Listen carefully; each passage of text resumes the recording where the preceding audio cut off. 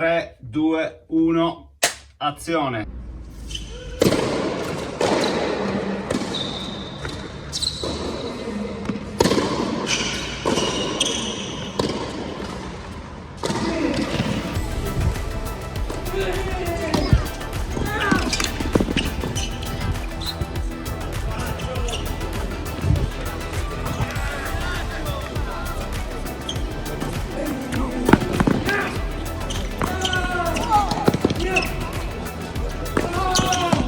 Eccoci qui ragazzi, la recensione anticipatissima di questa bellissima racchetta tra le mie mani, bellissima esteticamente, non ci piove, per quanto non sia il design definitivo che vedremo sul mercato, ma bellissima anche per tutta un'altra serie di cose che in questo video vi racconterò. Ringrazio Head Tennis e soprattutto Tennis Warehouse Europe per avermela fatta avere, provare, è stato un vero piacere poterla portare in campo. Ho avuto modo veramente di scoprire un telaio wow, non capita tutti i giorni, devo dire. Ormai sono alcuni anni che ho sempre provato tante racchette, ma in questi ultimi 2 anni e mezzo circa, da quando è nato il progetto del canale, ho avuto modo proprio di testare tantissime racchette. Molte altre non le ho mai potute ancora provare, magari dei brand minori o altro, soprattutto ecco i marchi più blasonati, più presenti sul mercato, Head, Wilson, Babola e Yonex, diciamo che le ho provate tutte, anche Dunlop possiamo dire, ma raramente, come sapete se seguite il canale da un po', sono riuscito a trovare l'effetto wow sui telai. Ci sono sempre delle cose belle, delle cose meno belle, e questo c'è anche nei telai wow chiaramente, però pochi telai in questi anni sono riusciti veramente a catturarmi e questo è uno di quelli, e adesso vi racconto perché.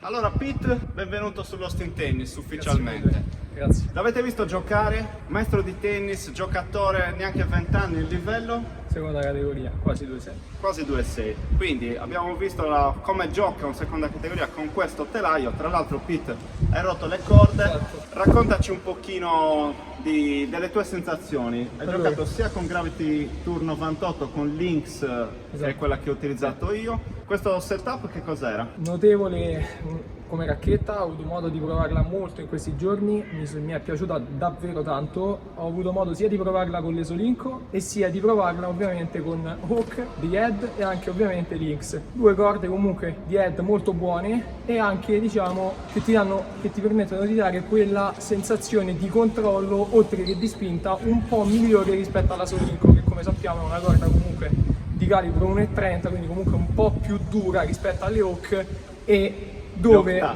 rispetto alle Hawk Touch, esattamente. Questo non è Solinco, è per G. Ah, per G, esattamente. Quindi esagonale, esatto, contro una corda a forma esatto, circolare. esatto. E comunque è una racchetta che diciamo mi ha assolutamente sorpreso in positivo, poiché l'ho trovata molto positivamente al servizio, visto che comunque dà buone sensazioni soprattutto sulla prima palla, dove riesce a dare sia tanto slice ma soprattutto una buona potenza quando vai a colpire piatto, e notevole soprattutto quando dai comunque rotazione sulla seconda palla. Infatti, come si vede anche dai video, comunque il kick parte molto bene. Quindi la Head Gravity Tour 98 non si sa bene se andrà a soppiantare la Gravity Tour esistente, che attualmente si pone sul mercato con un piatto 100 e uno schema corde 18x20. Questo telaio arriva sul mercato con 98 come piatto corde e uno schema corde 16-19. Mantiene il peso e il bilanciamento della precedente tour, 32 cm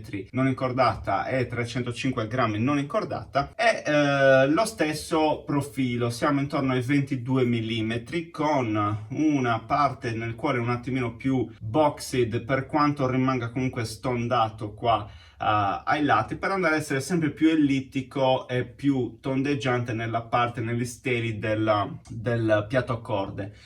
Come potete vedere, il design qua riprende le linee, diciamo, dell'Auxetic 2.0. quindi viene tagliato in diversi punti del telaio con delle bande, come succede con Speed, Boom, Prestige, Extreme, eccetera. Abbiamo un mix molto molto bello di lucido opaco con questa scritta 98 qua dentro il piatto e la scritta head qui sopra nel lato destro, diciamo che, o sinistro a seconda di dove lo guardate. Diciamo che rimane di fabbrica la forma a goccia del piatto corde, si allarga a ore 2,10 orientativamente.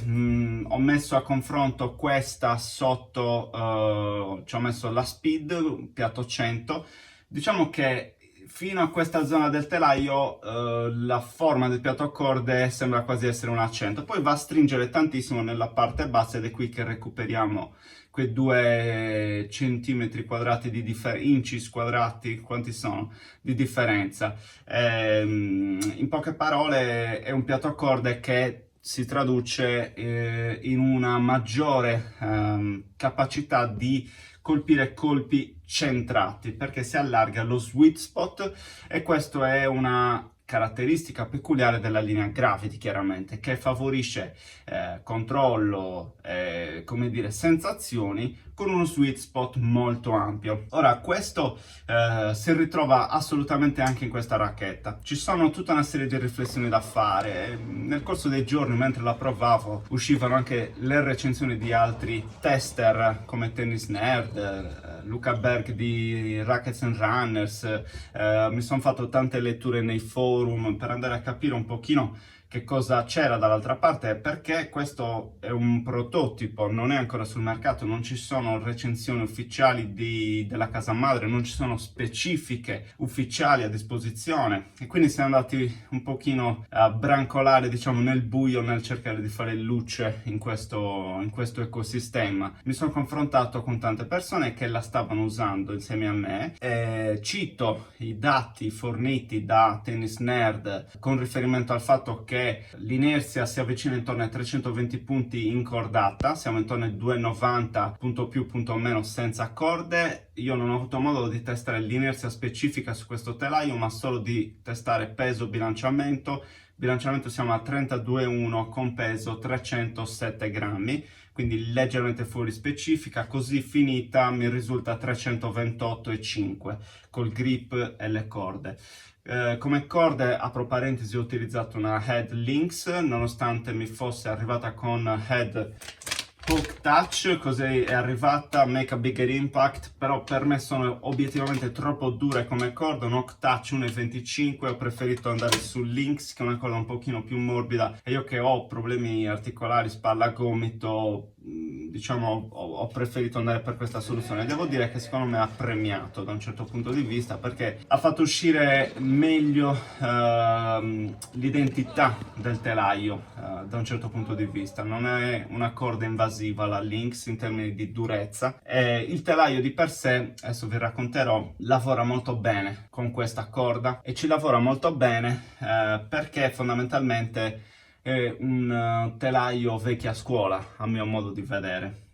Vecchia scuola nel senso che, andando a citare dall'altra parte Luca Berg, Rackets and Runners, i dati mancanti che non c'era modo di scoprire, fortunatamente lui l'ha fatto per noi, la rigidità di questo telaio incordato è di 58 RA, che significa più o meno 61 non incordato, ok? Che si traduce ulteriormente in un telaio molto morbido, molto flessibile. C'è un ragazzo con cui mi alleno, ha fatto qualche tiro e mi ha detto non fa per me, lui gioca con racchette più dure, più rigide, ha detto mi sembra di prendere in mano la Clash, ok? Questo è il tipo di sensazione, un tipo di feedback che ho ricevuto. Diciamo che in parte è così. Questa racchetta è molto godibile dal punto di vista della flessibilità, è molto confortevole. È una racchetta che si muove velocissima nell'aria, a differenza delle sorelle 100, Gravity Tour, Gravity MP,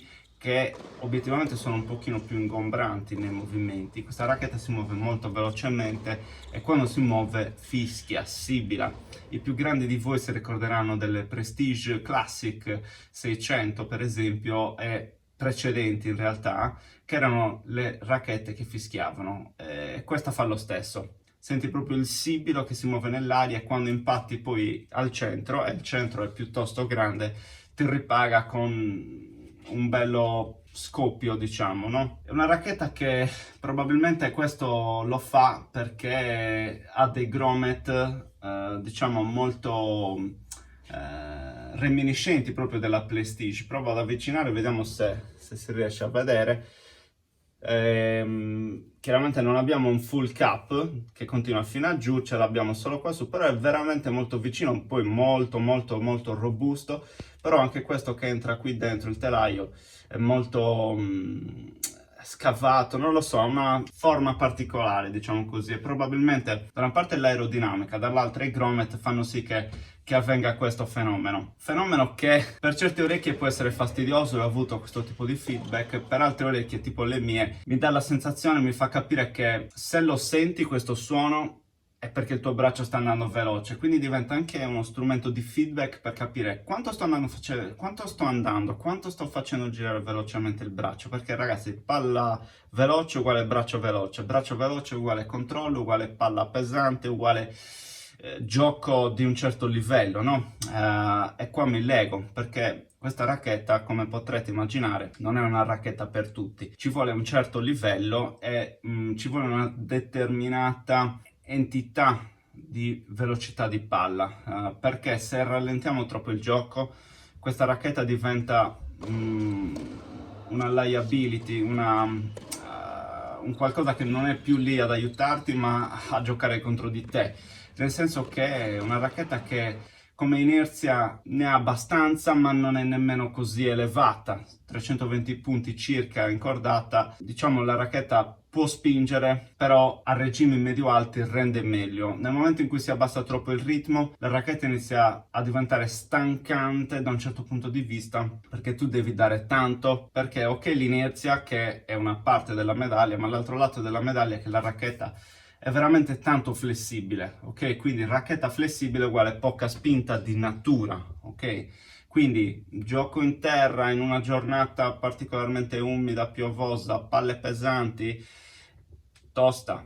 Gioco a un livello basso, dove tiro candele a bassissima velocità, diventa difficile far andare la palla.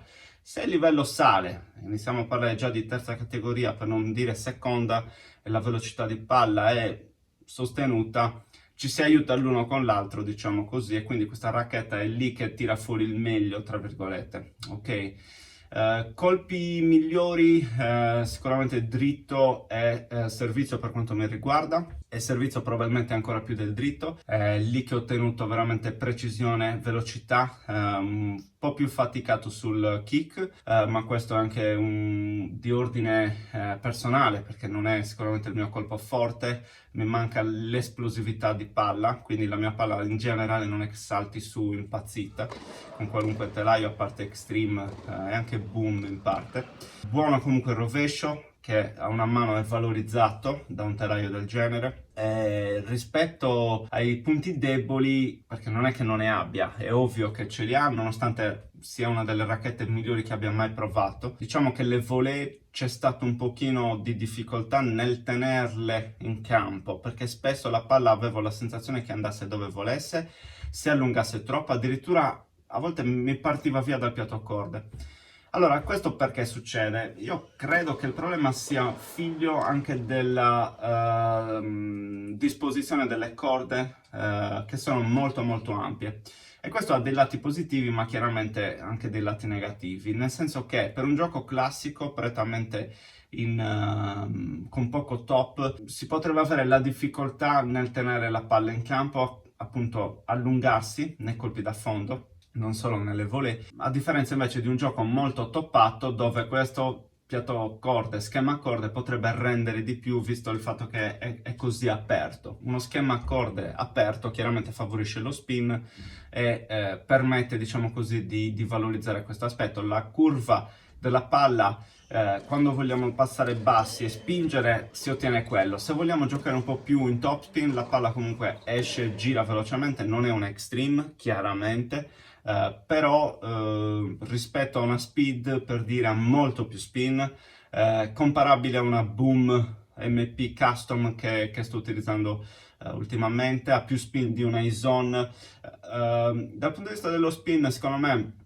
Tennis Nerd Jonas ha secondo me esagerato paragonandola alla Pure Aero 98, secondo me quello è un altro tipo di telaio. In parte però alla V-Core ci possiamo avvicinare, e V-Core e Pure Aero hanno delle similarità, quindi diciamo così ci sono degli aspetti, ecco, che ci portano lì, però il DNA, l'identità di questa racchetta io credo che rimanga pienamente nel concetto di Gravity. È una Gravity questa che cosa varia rispetto alle sue sorelle 98 di casa Head? Ce ne sono diverse, no? C'è la Boom Pro, la Radical MP e la Radical Pro, c'è l'Extreme Pro, c'è la... basta. Ce ne sono diverse. Cosa cambia? E cosa cambia anche rispetto agli altri 98? Ci sarebbe da fare un video a parte e quindi mi riprometto di farlo. Però, per dirla in una sintesi, questa racchetta nasce per contrastare il dominio Blade. Questo è ciò che hanno dichiarato alcuni, diciamo così, alcune persone, questo me l'ha riportato l'Uccellino, che sono vicine in casa Head. Vicine o lavorano per Head. L'idea di questo telaio è contrastare il dominio Blade, soprattutto nel circuito semiprofessionistico oltre che professionistico. Quindi credo che vedremo dai professionisti in giù tantissimi adottare questo telaio. E parto dicendo che se l'idea era quella, in parte ci siamo riusciti, perché si è reso più commestibile un telaio con quelle caratteristiche: 305 grammi, bilanciamento 32, piatto 98 e schema corde 16-19. Rispetto a una Blade, questa è una racchetta più morbida, soprattutto con riferimento alla V9, che è diventata molto più dura e più secca rispetto alla precedente V8. Una racchetta che ti permette di essere più generosa, ok? Meno stecca, è più generosa nel suo centro utile, quindi si impatta con più frequenza una palla centrata e si ha la sensazione di accorciare meno per via del fatto che magari arrivi tardi e decentri il colpo. È una racchetta che rispetto alla Blade comunica di più, ok? Soprattutto questo nel backspin ho sentito questo aspetto. Poi penso anche dall'altra parte che Head, e nello specifico questa Gravity, hanno un marchio distintivo e difficilmente chi gioca con Wilson ritrova queste cose con Head e viceversa, perché c'è anche un po' di patriottismo, un po' di sentirsi a casa con una determinata marca, brand di racchette, ok? Però dall'altra parte, se si esce un po' dall'ortodossia, dai nazionalismi, dalle appartenenze, da Blade si può trovare tanto venendo da Blade su questo telaio, soprattutto chi ha apprezzato la V7 e la V8, le versioni quindi meno dure, meno rigide, ok? Che quindi non hanno trovato nella V9 un partner affidabile da questo punto di vista, o piacevole o confortevole.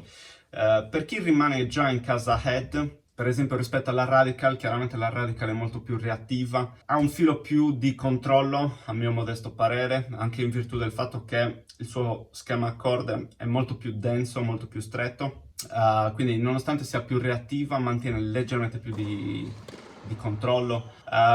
Rispetto alla Boom Pro, che ha 5 grammi comunque in più di questa, la Boom Pro è molto simile, dobbiamo dire la verità, anche se cambia un pochino le sensazioni che si hanno sul gioco. È leggermente più reattiva anche la Boom Pro, è una racchetta che spinge di più rispetto a questa, la Boom Pro. Chiaramente l'Extreme Pro, racchetta molto diversa, molto più facile l'accesso allo spin, e Extreme Pro che io ritengo un giocattolo rispetto a questa, onestamente parlando. Tu da che racchetta vieni però? Allora, io adesso sto usando Blade 98, diciamo se paragoniamo Blade e questa devo dire che c'è parecchia differenza in positivo a favore di Head, perché ho avuto sensazioni molto migliori e c'è da dire che, non so, tu credo confermerai, il piatto è un 98 ma non sembra un 98 perché è un po' più largo rispetto a un 98 classico, quindi comunque ti dà quella sensazione. Il centro utile è più ampio, bravissimo, sembra di avere esatto, più spazio. esattamente, ti dà molto più, diciamo, controllo anche rispetto a una Blade,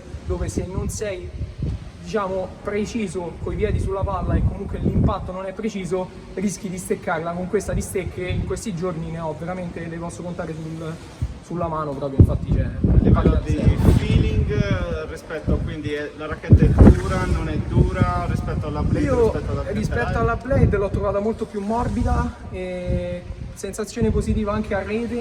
Diciamo a rete devi stare un po' attento, soprattutto stare sempre basso di gambe, perché se non sei basso, non hai la corretta spinta con le gambe, tende a scapparti. Invece se la controlli meglio hai una sensazione molto molto positiva anche a rete, e questa è la cosa che mi ha sorpreso in positivo, perché sì, praticamente tutti i colpi l'ho trovata veramente bene. Colpo top, rovescio, con questa di rovescio io già è il mio colpo migliore, con questa di rovescio ho completamente innamorato di questa racchetta, poiché ho avuto sensazioni veramente belle. Elementi negativi a parte il fischio che fa nell'aria? Allora, il fischio che fa nell'aria, diciamo, dipende, perché da appassionato e diciamo da esperto anche posso dire che comunque, come dicevi anche tu, è un ricordo, anche se guardiamo il passacorde, è molto simile a quello della Prestige vecchia, quindi comunque ti dà quel fischio che emette quando colpisci, insomma è anche una cosa positiva. Quindi, A chi la consiglieresti questa racchetta? la consiglio a giocatori comunque di livello abbastanza alto, perché comunque non è una racchetta facile da gestire. Se ovviamente giochi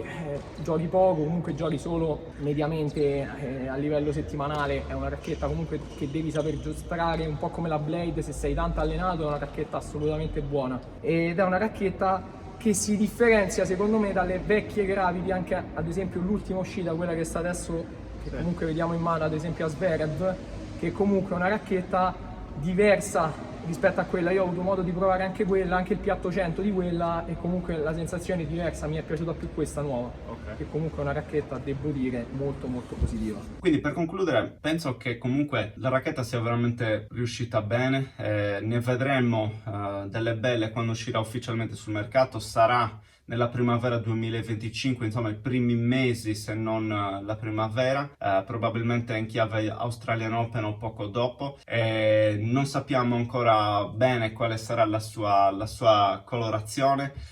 Sono sicuro che sarà un best seller, perché la racchetta è veramente riuscitissima, è molto bella esteticamente. Adesso figuriamoci quando sarà la sua versione definitiva. Mi ha lasciato piacevolmente sorpreso, una racchetta che utilizzerei. È una racchetta esigente, tecnica, una racchetta che però è talmente bella da usare rispetto alle sensazioni che magari non la utilizzeresti per una partita di torneo, perché è esigente, però anche se non hai magari il livello per sfruttarla al meglio, ti fa piacere andare lì a giocarci.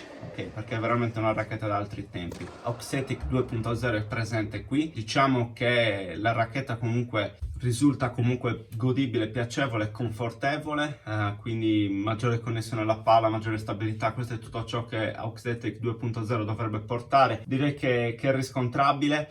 Una racchetta che comunica, comunque sia, nel bene e nel male. Non è sicuramente una racchetta tra virgolette come poteva essere la PT57A o la Prestige vecchia, no? Cioè sono racchette di 30 anni fa. Rispetto alle loro sensazioni, questa ha una sensazione moderna di gioco, capiamoci. Però per molti aspetti veramente mi è sembrato di ritornare indietro nel tempo, avendoci giocato per tanto tempo con racchette di quella tipologia. Quindi, morale della favola, ringrazio ancora Head Tennis per averla prodotta, per avermela fatta avere, e soprattutto ringrazio Tennis Warehouse Europe per avermi dato la possibilità di poterla testare. Vi ricordo ragazzi il codice sconto LOST1010, trovate tutto qui in descrizione, e al prossimo video.